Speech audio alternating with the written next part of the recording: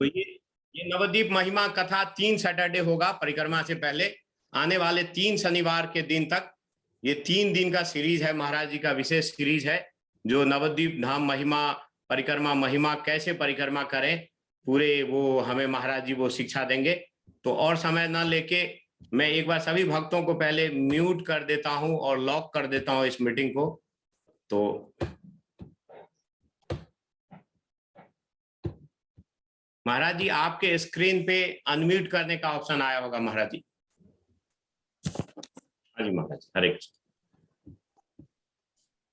शुरू करें महाराज जी, माइक समर्पित है। पुत्रमात्र स्वरूपं रूपं तस्याग्रजमुर्परिं माथुरिं गोष्ठवाटिं राधा कुंडं गिरिवरमहो राधिका माधवासं प्राप्त यस्य प्रथित कृपया श्री गुरुं तं नतोऽस्मि। नमं विष्णुपादाय केशवा भिन्न रूपिणे श्रीमद् भक्ति वेदांत वामन रूप धारिणे। नमं विष्णुपादाय आचार्य सिंह रूपिणे श्रीमद् भक्ति प्रज्ञान केशव इति नामिने। नमं विष्णुपादाय कृष्ण पृष्ठाय भूतले श्रीमद् भक्ति सिद्धांत सरस्वती नामिने।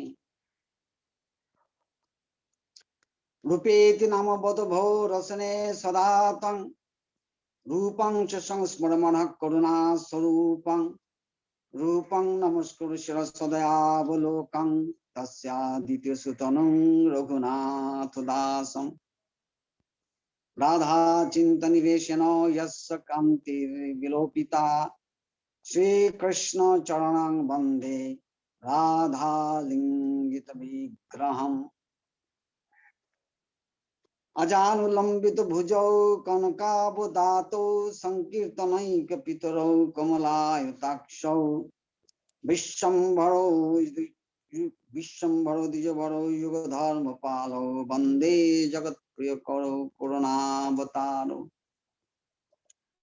श्रुतिश्छन्दोगाख्या वदति परमं ब्रह्म पुरकं स्मृतिर्वैकुण्ठाख्यं वदति किल यद्विष्णु सदनं शीतल दीपं चन्ने विरलरसिकोऽयं व्रजवनं नवद्वीपं वन्दे परमं सुखदं तं चिदुदितम्। आनन्दतीर्थनामा सुखमय धामा यतिर्ज्यात् संसारान्नवतरणिं जनाः कीर्तयन्ति बुधा।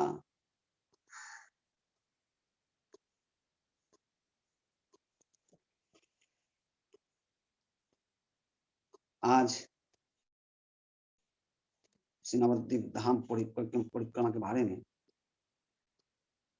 मुझे कुछ कहना है। धाम परिक्रमा आने वाली है, तो इसका पहले इसकी भूमिका में कुछ वर्णन, जैसा हम गुरुवर्ग के विचार उसमें से देखते हैं, उसी आधारित हम कुछ चर्चा करेंगे।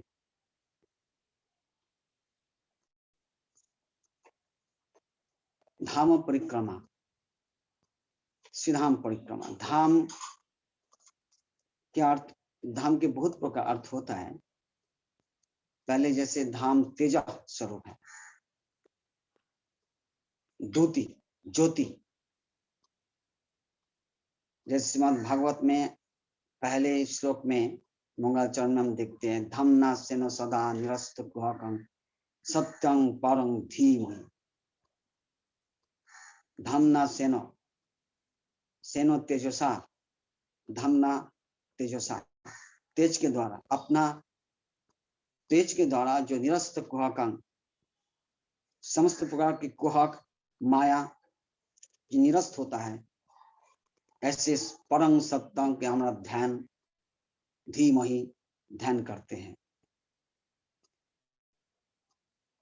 फिर गीता में अर्जुन भी कह रहे हैं, परं ब्रह्म परं धाम पवित्रं परमं भवन।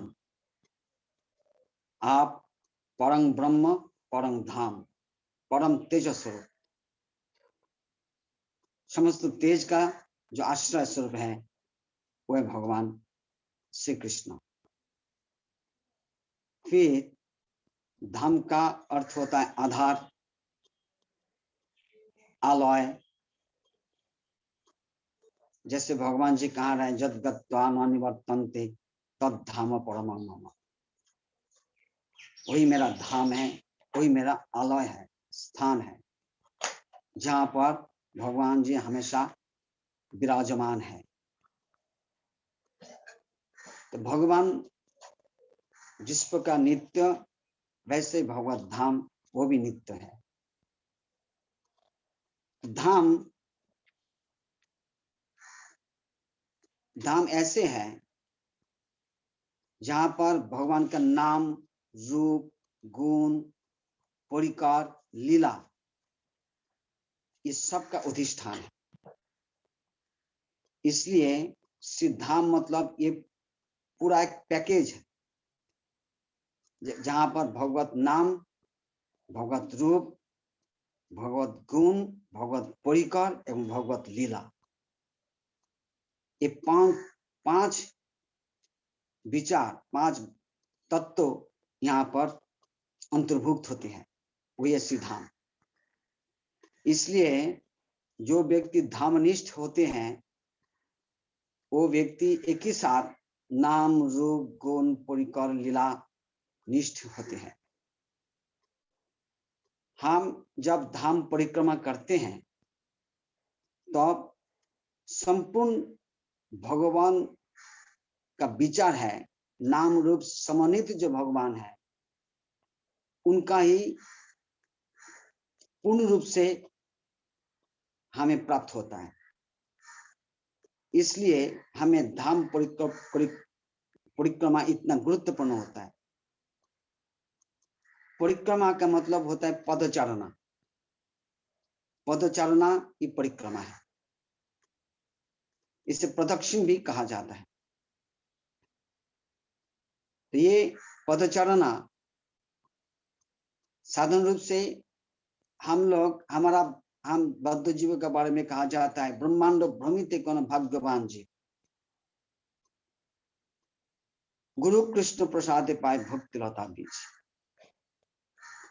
बद्ध जीवों का ऐसे ही एक ब्रह्मांड भ्रमण एक काम रहता है।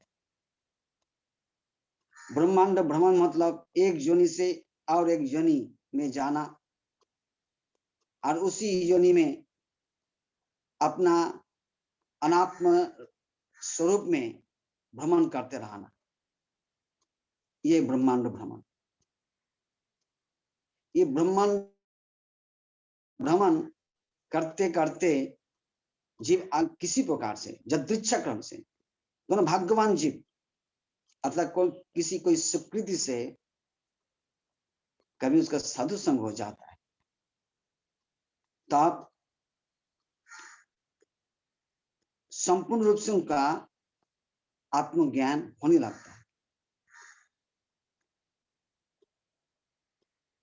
माया मुक्त जीवन नहीं स्वतः कृष्ण ज्ञान। माया मुक्त जीव का कभी अपना तरफ से, स्वयं तरफ से खुद वो जीवन नहीं स्वतः कृष्ण ज्ञान, भगवत तत्व के बारे में कुछ विचार नहीं कर सकते, ना आत्म तत्व के बारे में कुछ विचार कर सकते। मैं कौन हूं, मैं कैसे इस जगत में आया हूं, कब तक हमें रहना पड़ता है, ये सारी चीज जब तक हमारा साधु संग नहीं होता है तब तो हमें पता नहीं चलता। तो साधु संग के द्वारा ही जीव ये तत्व ज्ञान, शास्त्र ज्ञान के बारे में पता चलता है। तो अब धाम परिक्रमा, यद्यपि हम देखते से नवद्वीप धाम, श्री वृंदावन धाम, श्री पुरुषोत्तम धाम, ये एक जगत में ही अवस्थित है, जगत में ही विराजमान है। इसलिए हमारा अंदर कुछ एक भ्रम जैसा रहते हैं ये भ्रम इस प्रकार के हैं ये जगत, ये धाम, ये हमारा स्थान जैसा ही है, लेकिन धाम दर्शन उस प्रकार के नहीं है। धाम आंखों के द्वारा देखा नहीं जाता, धाम श्रवण का विषय है, धाम अनुभव का विषय है। हम जैसे आंखों के द्वारा दर्शन करते जाएंगे, इससे हमारा धाम के बारे में पूर्ण रूप से एक भ्रमपूर्ण विचार आते रहेगा। धाम ऐसा नहीं है जैसे हम देखते हैं। तो कैसे है? इस श्रवण के द्वारा केवल हमें पता चल जाता है। अप्राकृत तत्व का भी कोई इंद्रियों के द्वारा ग्रहण करना मुश्किल है, असंभव है। हमारा 5 इंद्रियों में से केवल कर्ण एकमात्र माध्यम है जो अप्राकृत तत्व को ग्रहण कर सकते हैं, और बाकी 4 इंद्रियां ये अप्राकृत तत्व ग्रहण में संपूर्ण रूप से असमर्थ है, संपूर्ण रूप से। इसलिए हम केवल कान के द्वारा ही भगवत तत्व, भगवान नाम, भगवत रूप, भगवत गुण, भगवत परिकर, भगवत लीला, भगवत धाम सुन पाएंगे, दर्शन करते रहेंगे, अनुभव करेंगे। यहाँ पर दर्शन मतलब अनुभव, धाम दर्शन मतलब धाम अनुभव। किस प्रकार से? श्रवण के द्वारा।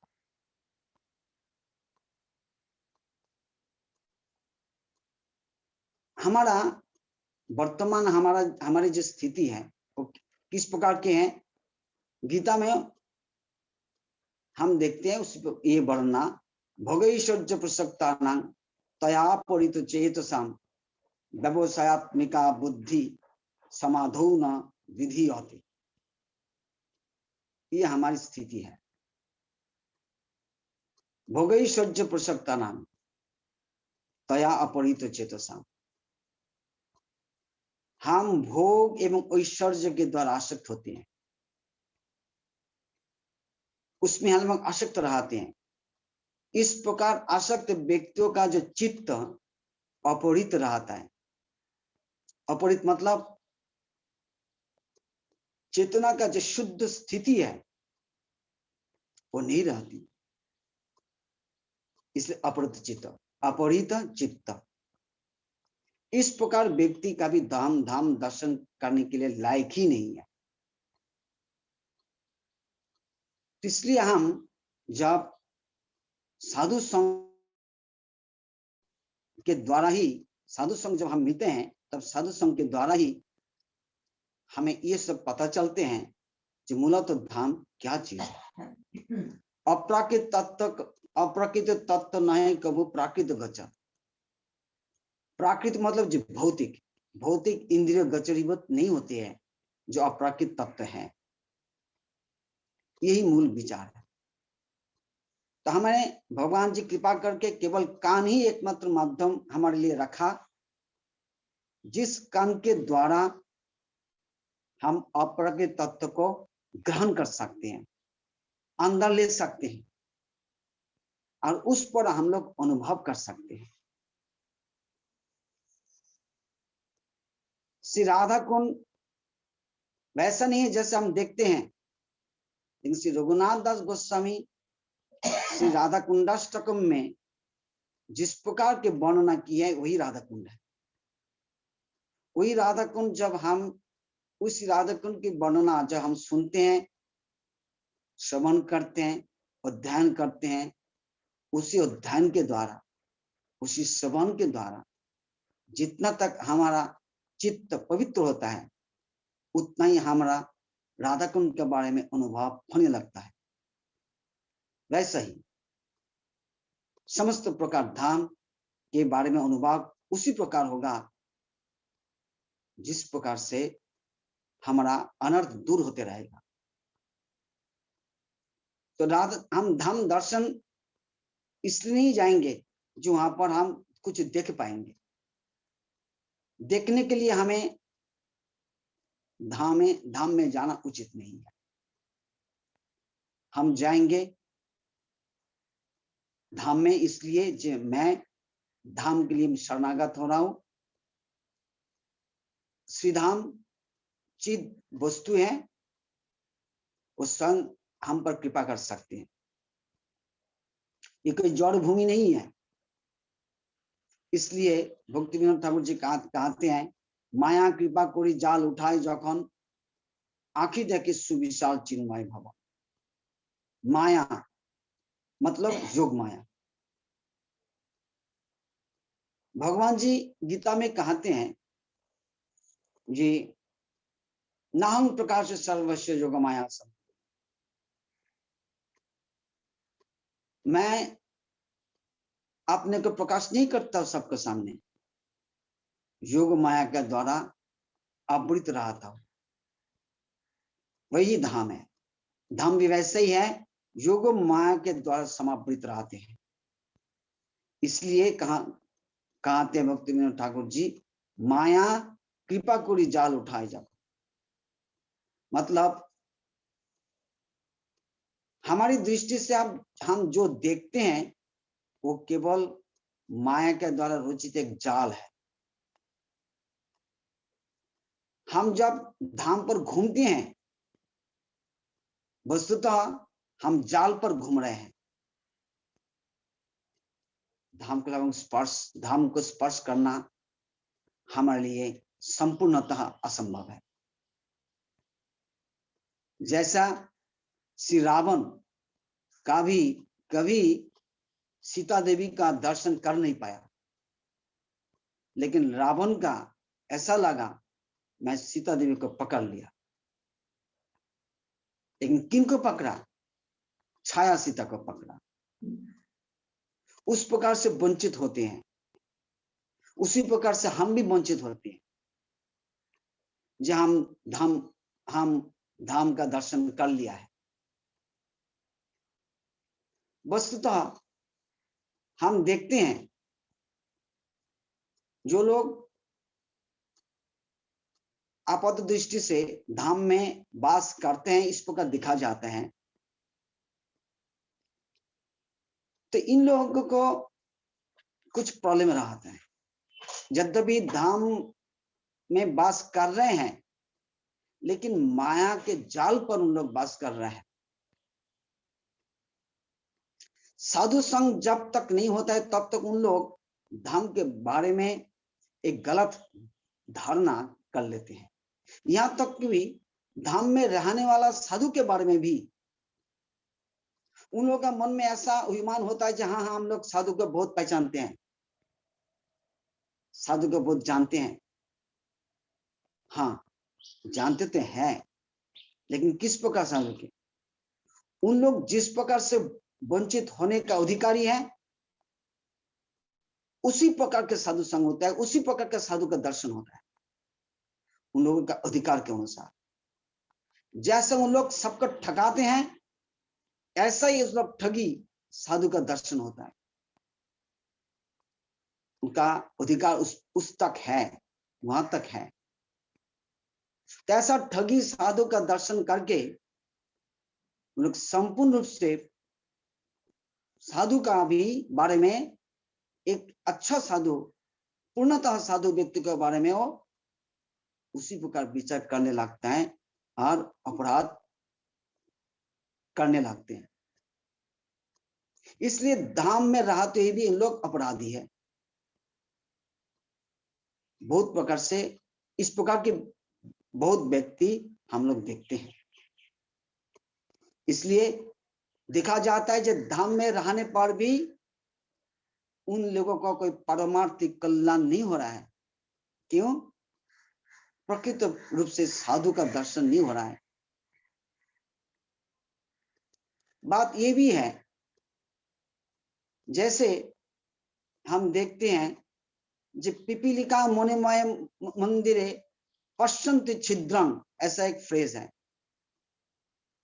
जो पिपीलिका है, मतलब जो पिपीलिका मतलब हिंदी में क्या कहते हैं मुझे समझ में नहीं आ रहा है। तो पिपीलिका लिखा मीन्स बटन।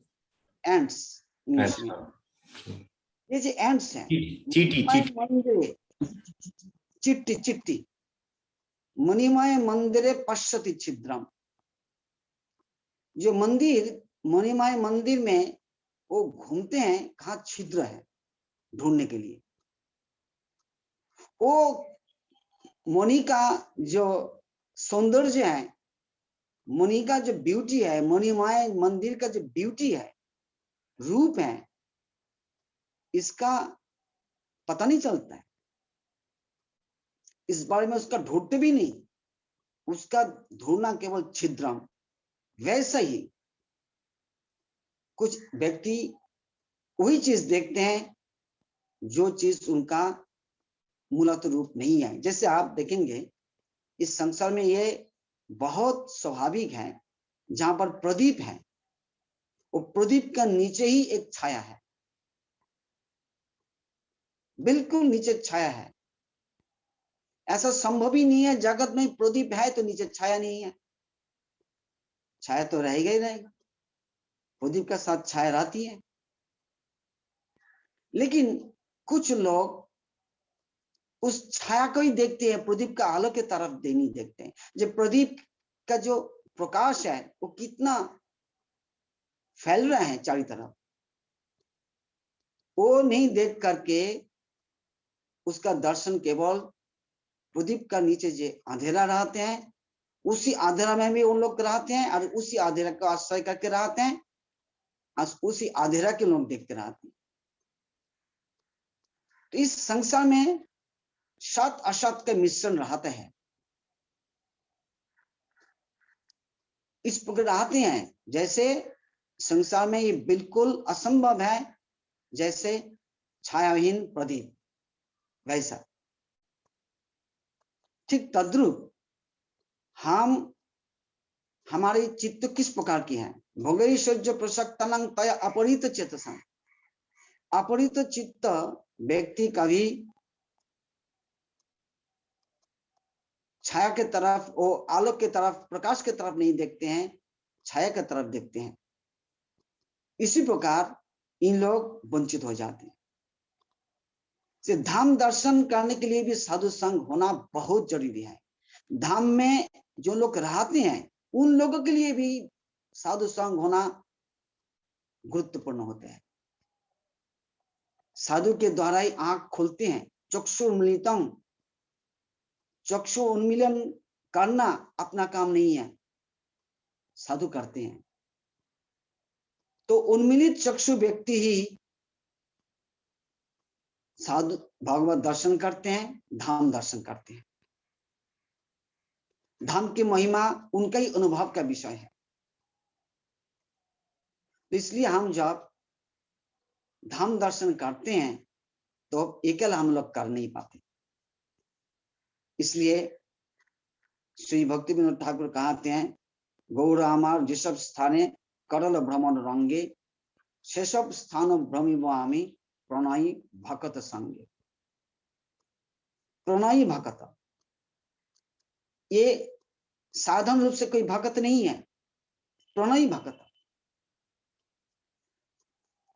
जिनके अंदर भगवान के लिए प्रेम उत्पन्न हो चुका है, भगवत धाम के लिए प्रीति तद बसति स्थले, जिन लोगों को भगवान के बसति स्थल के लिए प्रीति हो गई है, ऐसा व्यक्तियों का अनुगत्य से हम जब धाम दर्शन करते रहते हैं, करेंगे, तब हमारे संपूर्ण रूप से धाम का बारे में एक शुद्ध विचार का अनुभव होने लगता है।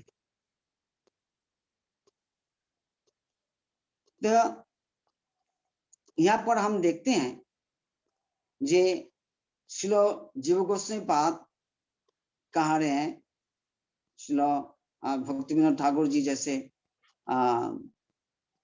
अपना नवद्वीप धाम महिमा के अंदर ये प्रसंग उन्हें उठाया। जीव गोस्वामी पाद कह रहे हैं श्री नित्यानंद प्रभु को। उनका ये प्रश्न था, जे प्रभु इस धाम में बहुत लोग रह रहे हैं, बहुत लोग का वास दिखा जा रहा है, लेकिन सब लोगों को इस प्रकार तो नहीं देखा जाता है जो लोग भगवान के लिए प्रीति उत्पन्न हुई है।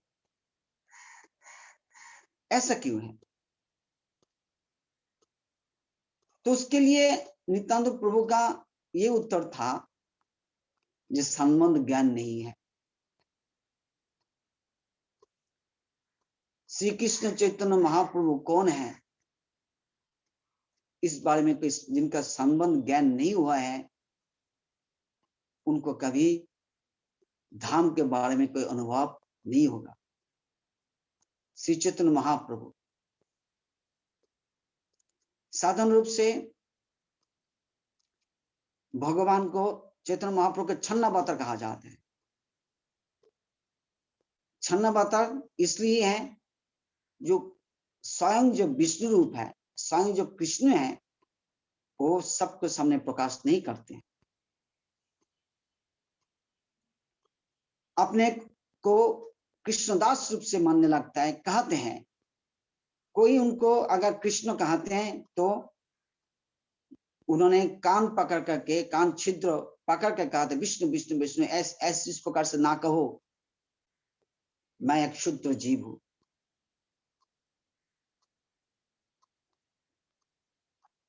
मतलब जो आचार्य जो है, वो आचार्य जो भगवान को, भगवान के साथ संबंध स्थापन करने वाले होते हैं, ना स्वयं भगवान बन जाते।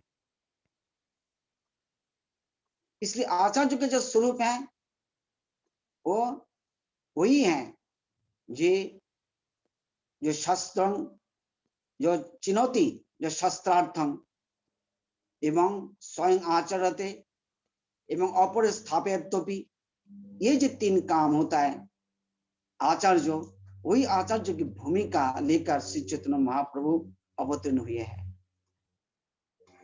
इसलिए बहुत लोग उनको गलत समझ लेते हैं,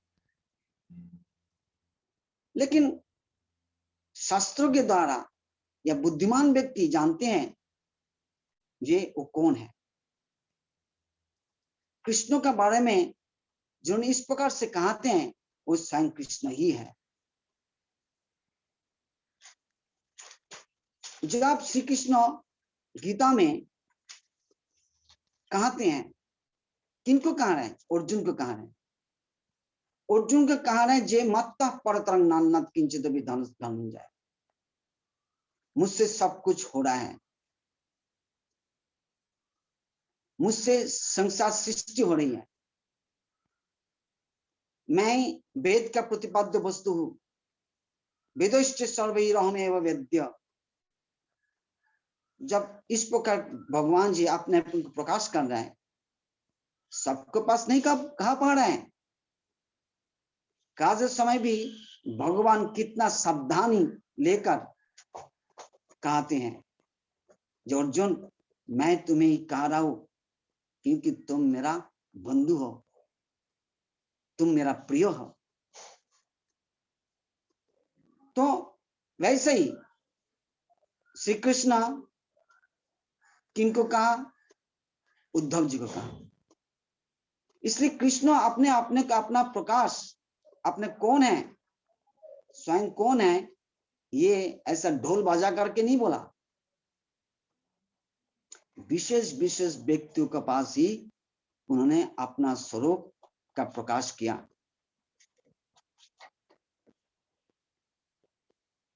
तो हम इसलिए देखते हैं जे कृष्ण स्वयं अपने को प्रकाश भी नहीं किया। तो जब हम लोग गीता पढ़ते हैं, साधारण व्यक्ति साधु संग ना करके स्वयं अपने तरफ से गीता पढ़ने लगते हैं, तो कृष्ण के बारे में गलत धारणा कर लेते हैं। तो बिना साधु कुछ काम नहीं हो सकता है। इसलिए कृष्ण ही अपने को छिपा करके भगवान की कृष्ण भक्ति सिखाने के लिए जगत में अवतीर्ण हुए हैं। ये इसी नवद्वीप धाम से, नवद्वीप धाम ऐसा के पीठ है, ऐसा एक स्थान है जिस पीठ में कृष्ण रस क्या है इसकी शिक्षा दी जाती है। कृष्ण रस की शिक्षा। इसलिए वृंदावन धाम तो रसपीठ है, लेकिन नवद्वीप धाम है रस की शिक्षा पीठ है। इसलिए ये धाम अन्यान्य धाम से एक विशेष है। स्वयं भगवान अपने आपको छिपा करके कृष्ण भक्ति का रूप, कृष्ण भक्ति का साधन करते हैं। कैसे? वो भी अपना एक स्वरूप अपना ही स्वरूप है, जो सर्व शक्ति है, उसी सर्व शक्ति का भाव लेकर। बात ये है, कृष्ण का आस्वादन कौन कर सकते हैं?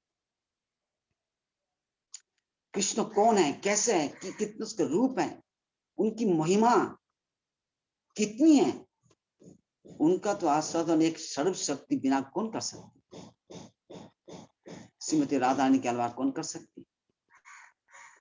इसलिए स्वयं कृष्ण ही श्रीमती राधा रानी का भाव कांति लेकर उन्हें आते हैं नवद्वीप धाम में। ये उनका स्थान है। इसलिए नवद्वीप धाम एक विशेष स्थान है, समस्त धाम से एक श्रेष्ठ स्थान है। यहां तक कि वृंदावन से भी। क्यों? ये शिक्षा पीठ है।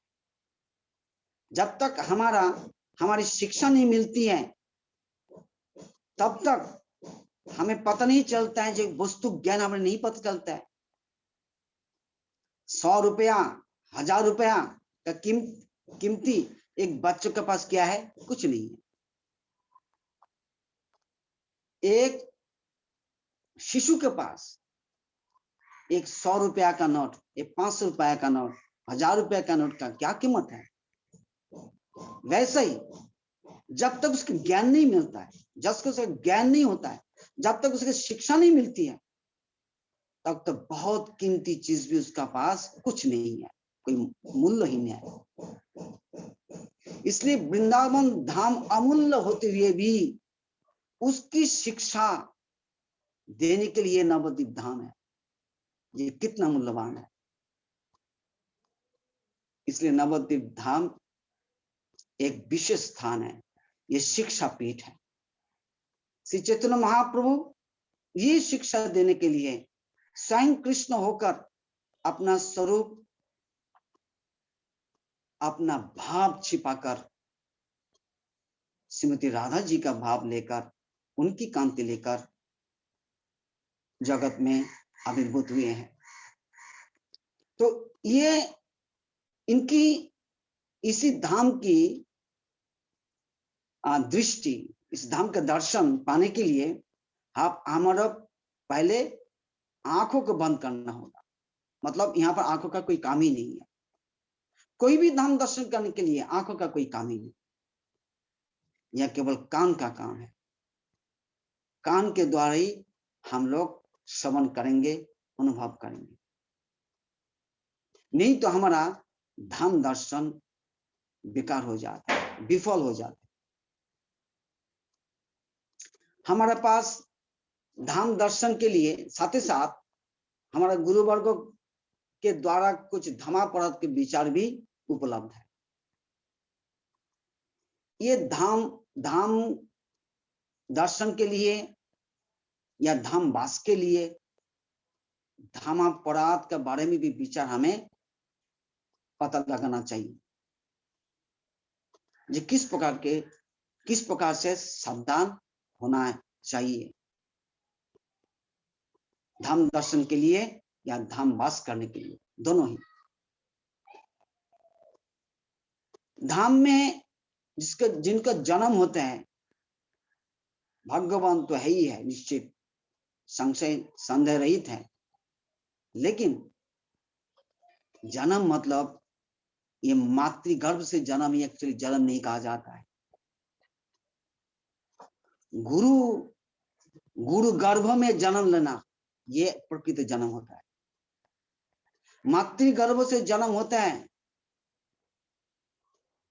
लेकिन फिर भी वो जन्म ना आ जाए तो शूद्र सुख धर्म रहता है। जन्म लेते ही बच्चा रोने लगता है, ये शोक धर्म का, ये शूद्र धर्म का सूचना है। हम जब देखते हैं बड़े सब महंत पुरुष जैसा सुखदेव गोस्वामी, तो जन्म हुआ क्या उन्होंने क्या रोने लगा? नहीं, वो पूर्णतः ब्रह्म ज्ञानी है, पूर्णतः भगवत ज्ञान संपूर्ण है। तो हमारा जन्म ही, हमारे कर्म ही रोना स्वभाव है, रोना शोक धर्म। तो ऐसे शोक धर्म वाले व्यक्ति का बाहर से जो जन्म दिखाई जाता है धाम में, उसका वो जन्म एक्चुअली शास्त्रीय विचार से जन्म नहीं कहा जाता। गुरु गर्भ से जब जन्म होता है तब इसका जन्म कहा जाता है।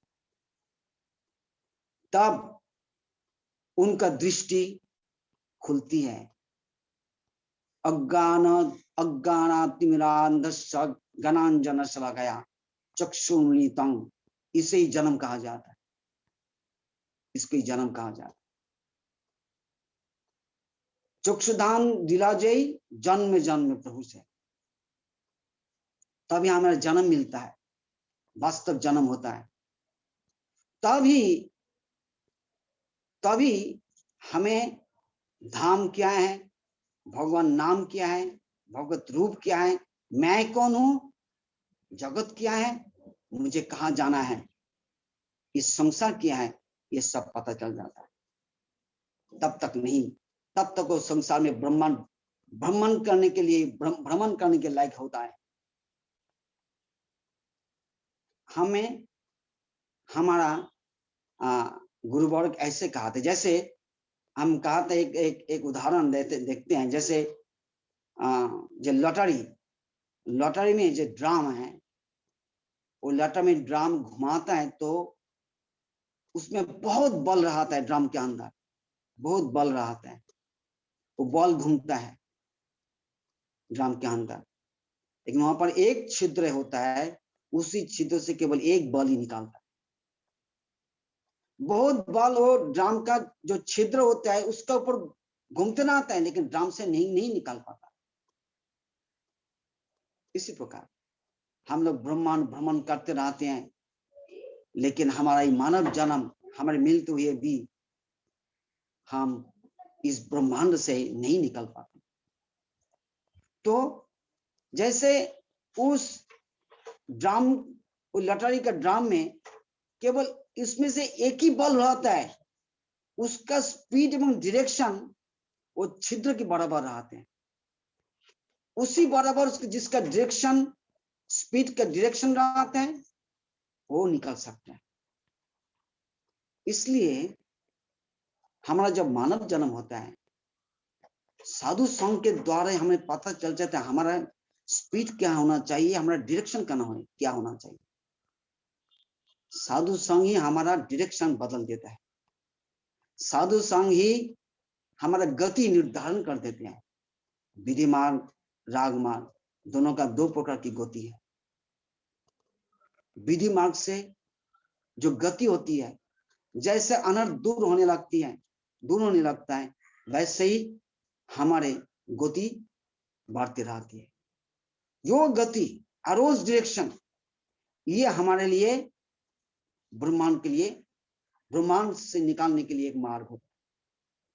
साधु ही हमें वो मार्ग बतला देते हैं।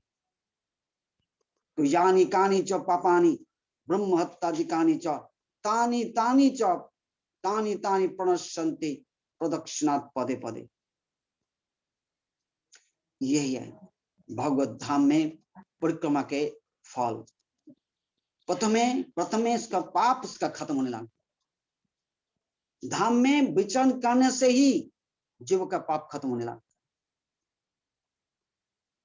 ये पाप खत्म होना काफी नहीं है, लेकिन ये भी एक बहुत काम की चीज है। पाप खत्म होना मतलब अनर्थ दूर होना। केवल पाप खत्म होने से काम नहीं चलते हैं, प्रायश्चित्तम विमर्शनम, ज्ञान होना जरूरत है, और साधु संग से हमें ज्ञान मिलता है। कोई व्यक्ति आकर के धाम में आते हैं, स्वतंत्र रूप से घूमते हैं, ठीक है, उसका पाप तो खत्म हुआ, लेकिन जैसे ही अपना घर में वापिस जाता है, वैसे वो पाप करने लगता है, क्योंकि उसको ज्ञान नहीं मिलता है।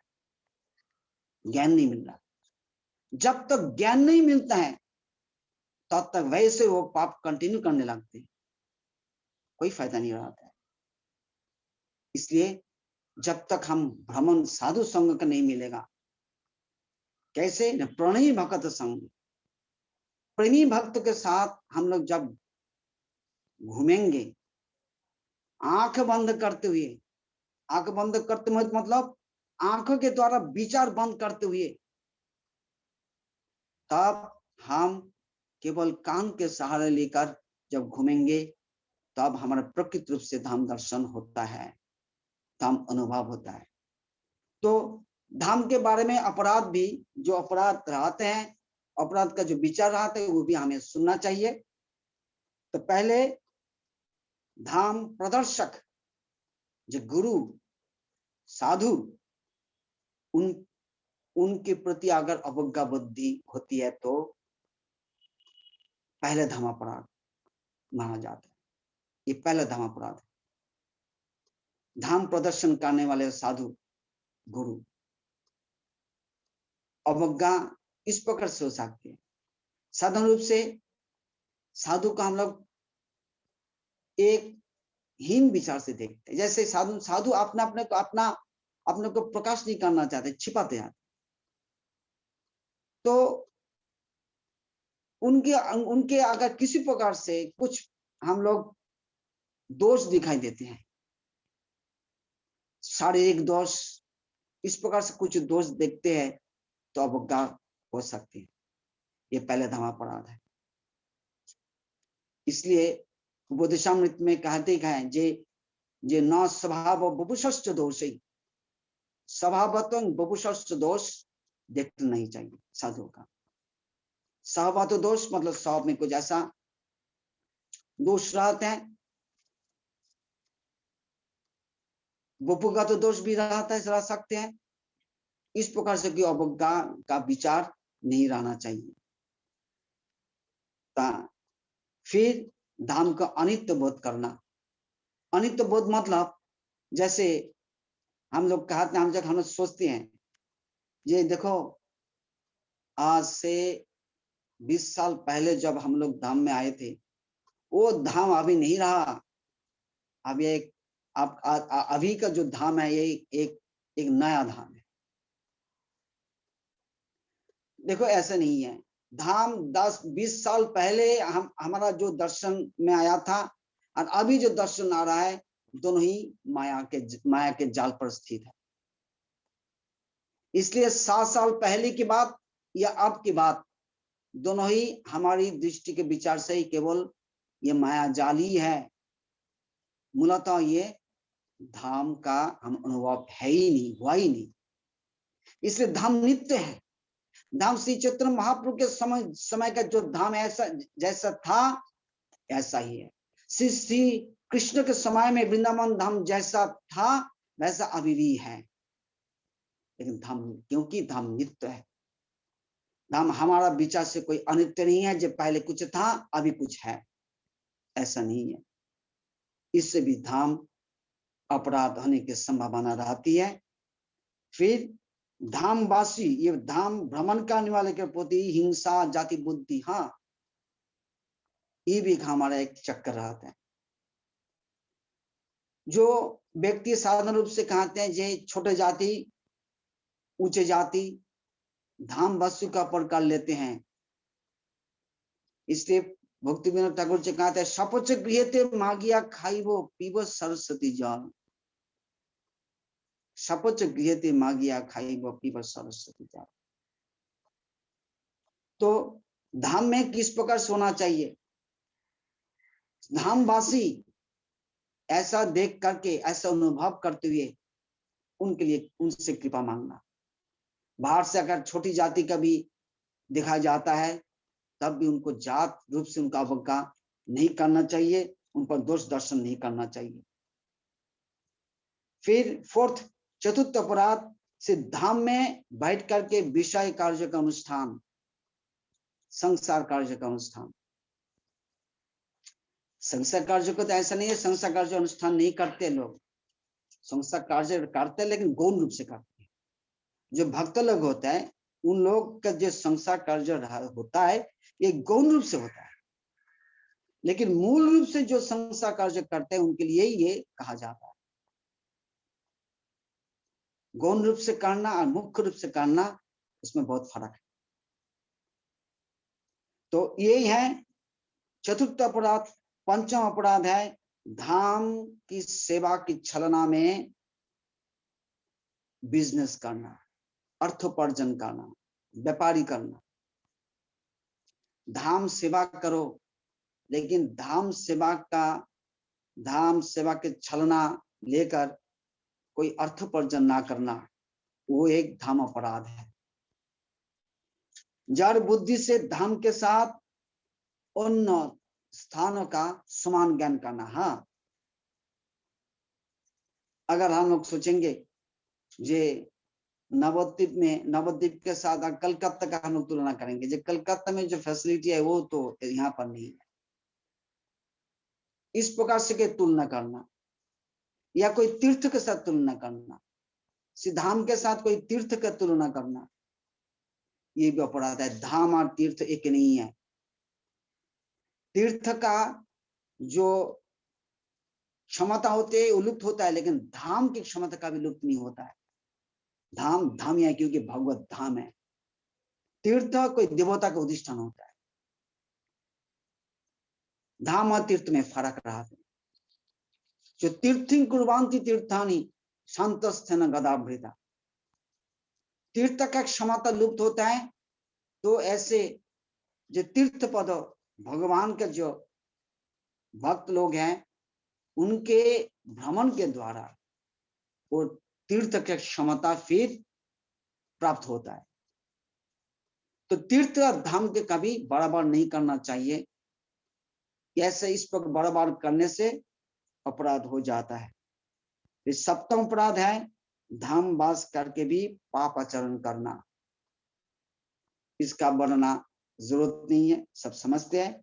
नवद्वीप वृंदावन धाम में भेद ज्ञान करना, यह अष्टम अपराध है। धाम महात्म मूलक शास्त्र का निंदा करना, ये नवम अपराध है। एवं दसम अपराध है जे धाम महात्म्य अविश्वास करना। धाम की जो महिमा शास्त्र में कही जाती है उस पर विश्वास ना करना, ये धाम अपराध है, दसम अपराध है। तो ये धाम अपराध के बारे में भी हमें विशेष सावधान रहना चाहिए।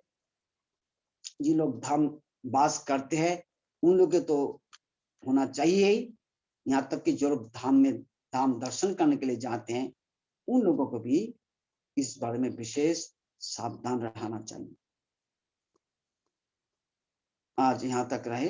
वंशा कल्पतरु भ्यश्च कृपा सिन्धुभ्यो पतितानां पावनेभ्यो वैष्णवेभ्यो नमः।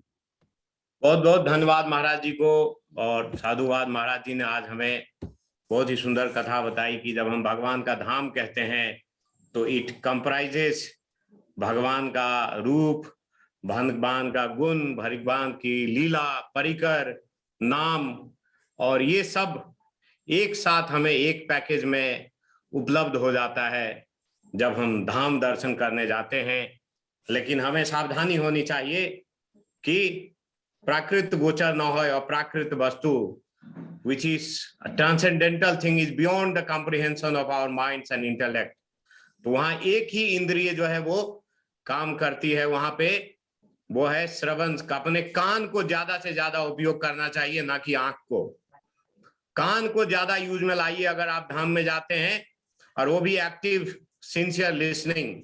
हरिकथा साधु के मुख से निष्कपटता पूर्वक धाम की महिमा श्रवण करेंगे, तब हमें धाम के बारे में जो नित्यानंद प्रभु ने बताया कि संबंध ज्ञान होगा, और बिना संबंध ज्ञान हमें धाम का दर्शन नहीं होगा। तो धाम का दर्शन जो है उसके लिए साधु संग जरूरी है। और नवद्वीप धाम जो है वो महाराज जी ने कहा कि वो अभिन्न वृंदावन होने पे भी हम साधकों के लिए ज्यादा उपयोगी है, क्योंकि वो वृंदावन की जो लीला है उसकी जो शिक्षा लीला स्थली है वो नवद्वीप धाम है, जहां पे महाप्रभु जी भक्त रूप में आके लीला किए हैं। तो वृंदावन को समझने के लिए नवद्वीप जरूरी है। नवद्वीप धाम की महिमा कृपा के बिना वृंदावन को हम बिल्कुल नहीं समझ सकते हैं। बिना निताई चांद की कृपा के बिना हम उनको नहीं समझ सकते हैं।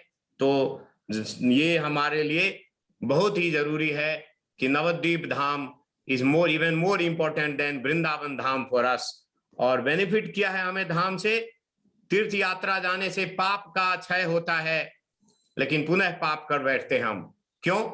क्योंकि ज्ञान हमारा नहीं आया। लेकिन धाम में जाने से ज्ञान की भी प्राप्ति होती है हमें। तो ये महाराज जी ने बहुत ही सुंदर कई नई जानकारियां खास करके मेरे लिए, जो धाम के प्रति आज बहुत ही श्रद्धा भाव मेरे हृदय में भी कई गुना महाराज जी की कथा श्रवण करने से बढ़ा। तो बहुत बहुत धन्यवाद महाराज जी। और अभी भक्तों से निवेदन है कि आपके मन में जो भी प्रश्न हो महाराज जी से, तो you just raise your question. हाँ, तो आप भक्तों से निवेदन है कि please don't post anything in chat box please. हाँ, this distracts our attention. Whatever आपसे कोई प्रश्न है तो आप यू रेज योर हैंड, कृपया करके आप हाथ उठाइए। मोबाइल में बाएं साइड में मोर में जो 3 डॉट है वहां पे रिएक्शन में ऑप्शन है, और अगर आप रेज नहीं कर पा रहे हैं हैंड तो आप जो है मेरे तरह हाथ उठा लीजिए अपने स्क्रीन पे ऐसे वीडियो ऑन करके, तो भी मैं समझ जाऊंगा कि यू हैव ए क्वेश्चन। तो ओवर टू यू भक्त साहब, आप लोग प्रश्न पूछिए, जिनका जो प्रश्न हो। Raise your hand please.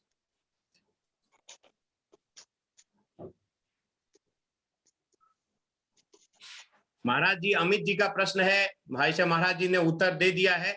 ये प्रश्न मेरा भी था, मैंने कि तीर्थ और धाम में क्या डिफरेंस है महाराज जी? तीर्थ है वो देवता का अधिष्ठान, जैसे से अच्युतो देवानांग तथा देवताओं में जो अच्युत, वैसा ही देवता और भगवान साधन दृष्टि से एक ही प्रकार लगता है। देवताओं को भी, भगवान को भी एक प्रकार के देवता साधन दृष्टि से माना जाता है, लेकिन भगवान समस्त देवता का स्रोत है। तो जैसे देवता और भगवान में जैसे फर्क है, वैसे ही तीर्थ और धाम में फर्क है, बस वही है। बहुत बहुत धन्यवाद महाराज जी। तीर्थ नश्वर है, धाम अविनश्वर है, ये फर्क है। मतलब तीर्थ से पुण्य मिलेगा, धाम से सुकृति मिलेगा। हाँ जी, ठीक है महाराज जी। महाराज जी, एक प्रश्न मेरा है, आपने जो उपदेशामृत का रूप गोस्वामी को कोट किया, ब्रह्म दर्वत्वम पगच्छति निर्धर्मे दृष्टो स्वभाव जनित वपुषश्च न प्राकृतिक तत्व, क्या है, भक्त ज्ञानस्य पश्चित, भक्तों का स्वाभाविक चीज है उसको नहीं देखना चाहिए। तो महाराज जी प्रश्न ये है कि there is a very thin line between स्वाभाविक fault and fundamental fault, integrity fault. तो कौन कौन सा चीज स्वाभाविक फॉल्ट के रूप में पकड़े और किसे हम फंडामेंटल फॉल्ट पकड़े, इंटीग्रिटी रिलेटेड? स्वभाव मतलब प्रभु जी, स्वभाव मतलब ऐसा नहीं जो आत्मगत स्वभाव, वो नहीं है।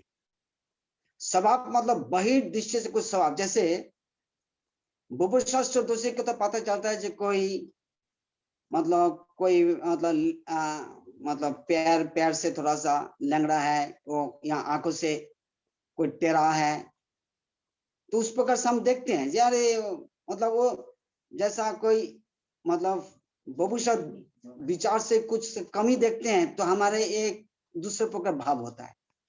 साधारण रूप से हम कहते हैं ना, प्रथम क्या दर्शनधारी, तब गुण विचारी, ऐसा लोग कहते हैं। सब पहले दर्शनधारी, उसके बाद गुण विचारी।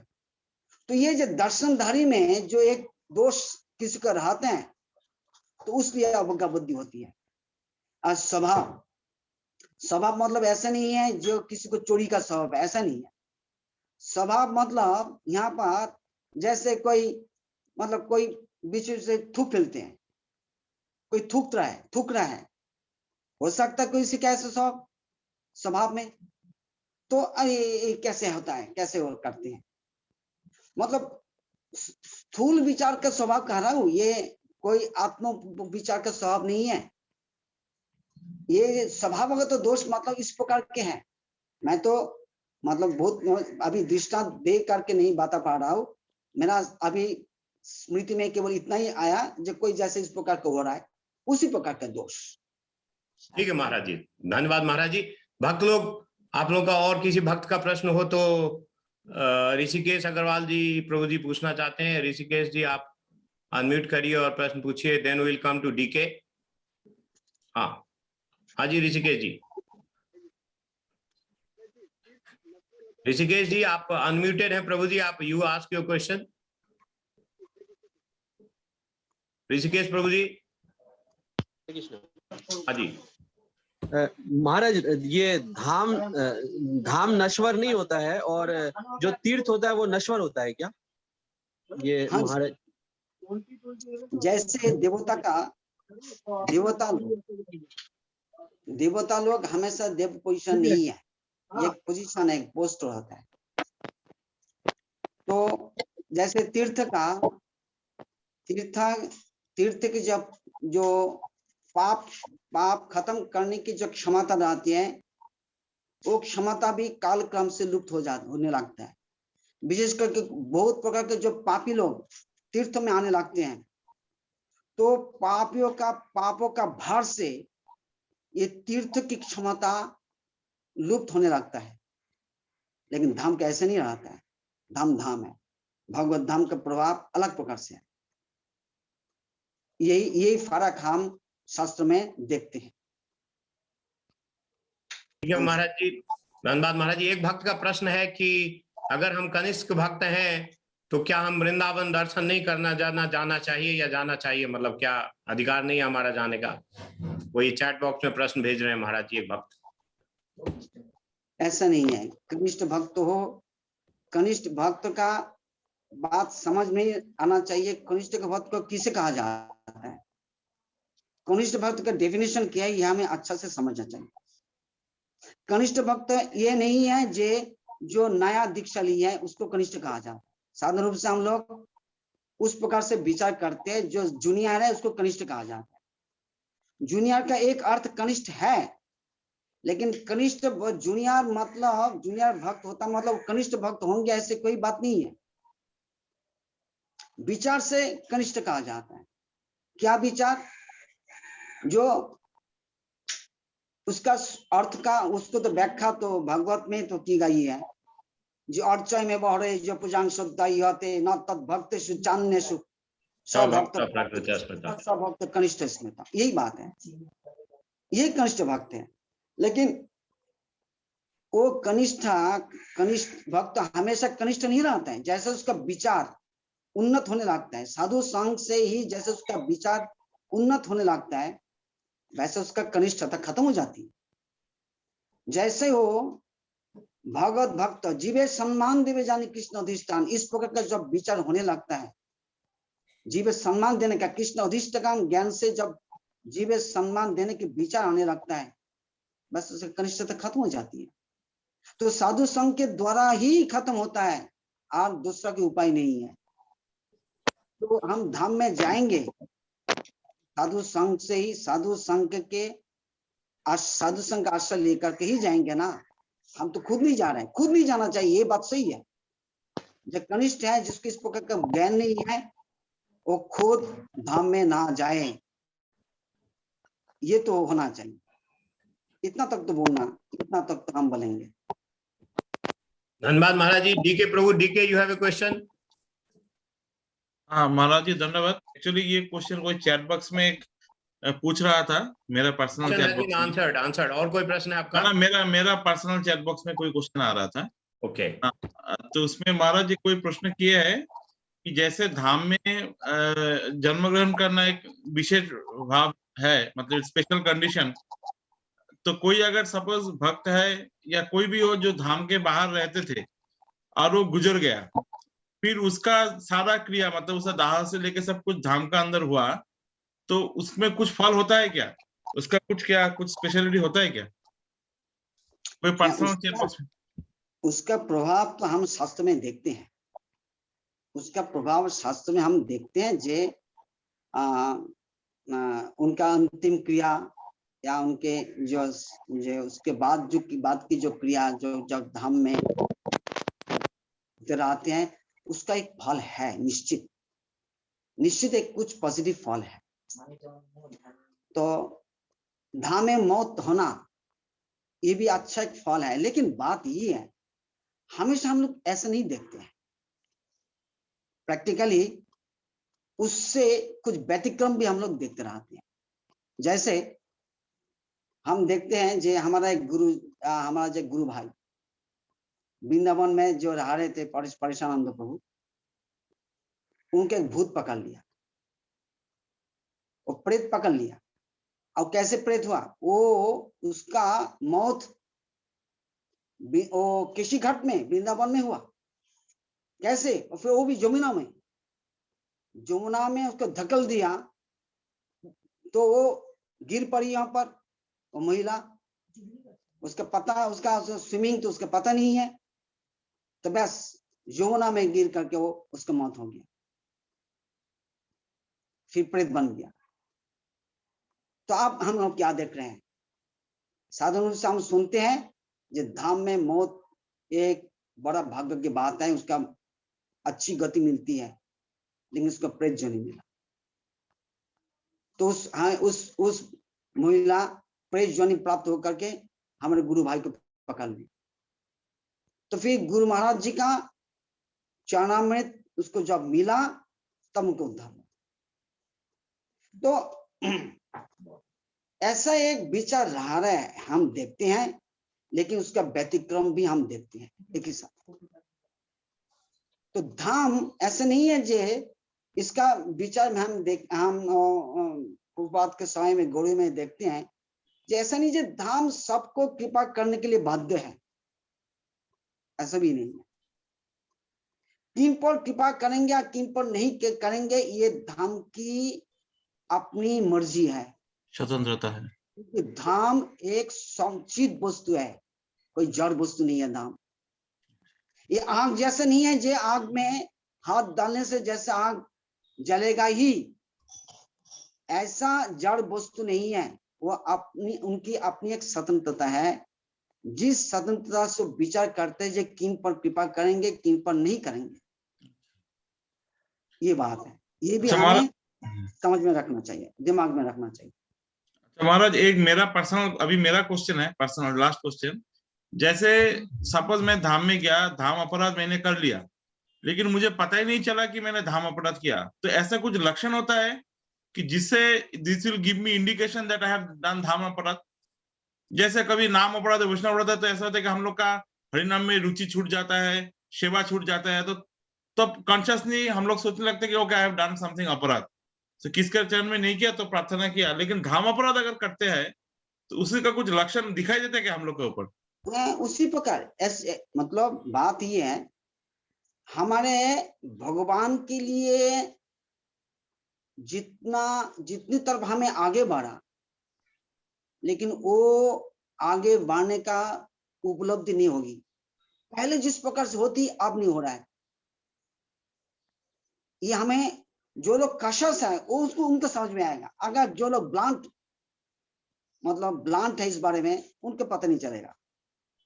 लेकिन जिनका थोड़ा सा कुछ विचार बोध है, उसको समझ में आएगा जब पहले जिस प्रकार से होता था इस प्रकार से हो नहीं रहा है, तो मैं अभी क्या किया, मैंने वो फिर आत्म विश्लेषण करने लगता है जब मैंने कहां पर क्या किया, तो तब उसका समझ में आ जाता है मैंने तो कुछ तो किया है। देखिए धाम नाम उसको कोई अलग अलग अलग अलग चीज नहीं है, सब एक चीज है, एक संबंध, एक संपूर्ण इंटीग्रेटेड वस्तु है। ऐसा नहीं है जे धाम के लिए एक अलग लक्षण होगा, नाम के लिए अलग लक्षण होगा, ऐसा नहीं है, एक टोटल लक्षण होता है। नाम के अपराध के साथ धाम का अपराध युक्त है। आप देखिए जब हम लोग वैष्णव अपराध, उसका नाम अपराध कहा जाता है, किस लिए नाम अपराध किनको कहा जाता है? नाम के लिए, नाम तो मैं तो नाम के लिए अपराध नहीं किया, मैं साधु का अपराध किया, जैसे लेकिन साधु का चरण में अपराध क्या, उसका नाम अपराध में गिना जाता है। क्यों गिना जा रहा है? क्योंकि साधु भी, जो नाम परायण साधु भी, वो नाम के साथ ही एक अभिन्नता उसका विचार आ गई है। इसी प्रकार और महाराज इसका रेमेडी क्या है? कुछ रेमेडी है अगर वो भी कॉन्शियसली पता चल? हमेशा गुरु महाराज जी कहते हैं जब भी कोई भूल होता है उसका संशोधन नहीं होता है।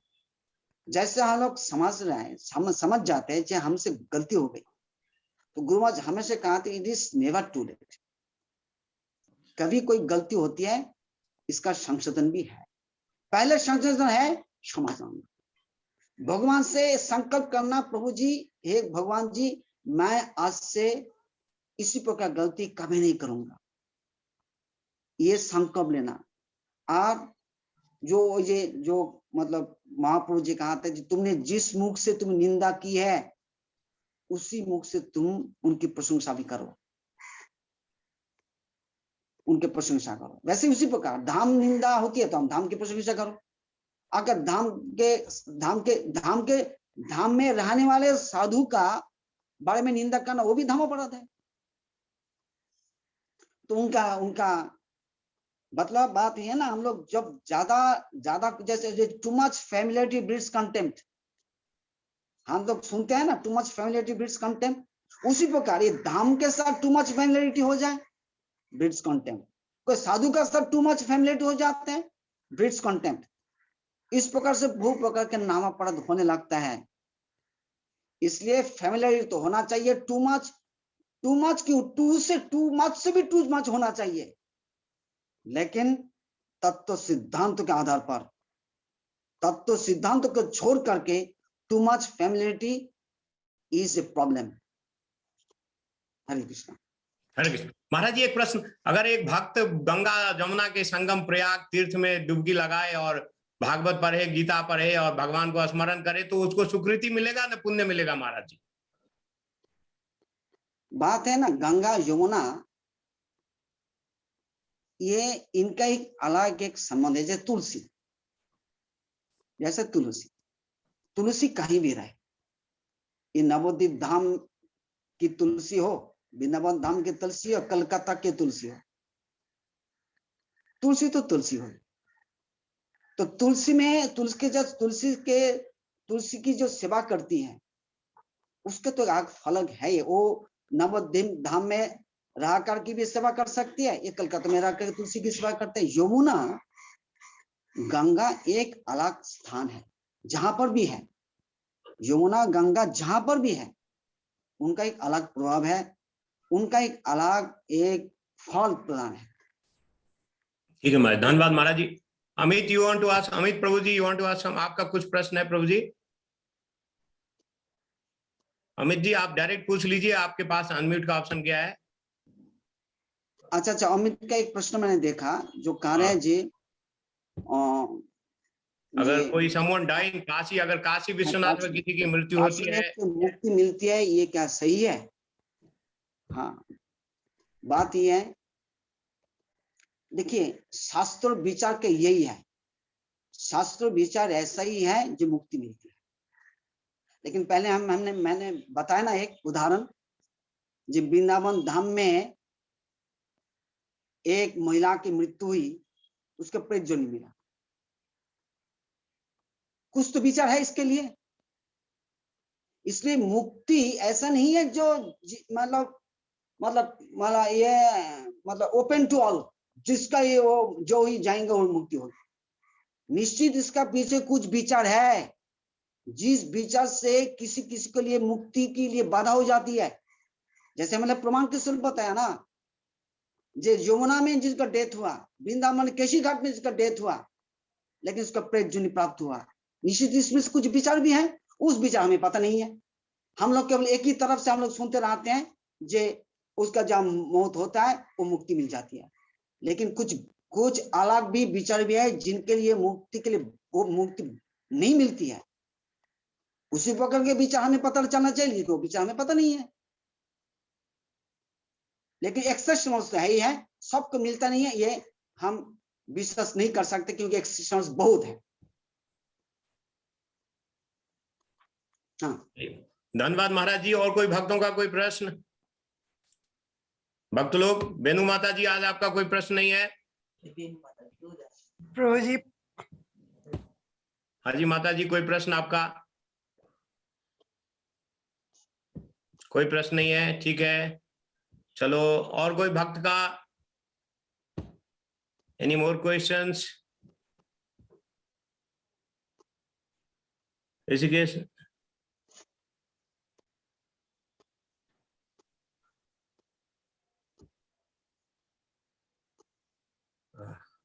ठीक है। तो अब हम लोग जो है ना, अब अजीत प्रभु जी है क्या?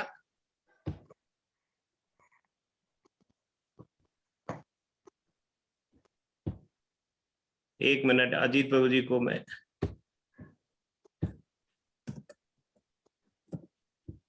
तीर्थभद्र प्रभु जी, तीर्थभद्र प्रभु जी के श्रीमुख से कीर्तन सुनेंगे हम लोग। तीर्थभद्र प्रभु जी आप अनम्यूट करिए। हरे कृष्णा। हाँ जी प्रभु जी। हरि बोल। दंडवत महाराज, दंडवत प्रणाम महाराज जी। हाँ, हरे कृष्ण हरे कृष्ण हरे कृष्ण। दंडवत सभी भक्त के चरणों में। ओ प्रभु जी, अजीत प्रभु थोड़ा मतलब बीमार है, इसलिए हमको करना पड़ रहा है। ठीक हाँ है प्रभु जी, जरूर जरूर प्रभु जी, आपके श्रीमुख से सुनेंगे। हरे कृष्णा। निताय मोर जीवन धन, निताय मोर जाति, निताय बिहने मोर आर नाही गति, निताय मोर जीवन धन, निताय मोर जाति, निताय बिहने मोर आर नाही गति, संसार सुखेर मुखे तुले দিব ছাই, সংসার সুখের মুখে তুলে দিব ছাই, নগরে মাগিয়া খাব গাইয়া নিতাই, ও নগরে মাগিয়া খাব গাইয়া নিতাই, যে দেশে নিতাই নাই সে দেশে না যাব, নিতায় বিমুখ জনার মুখ না হেরিব, যে দেশে নিতাই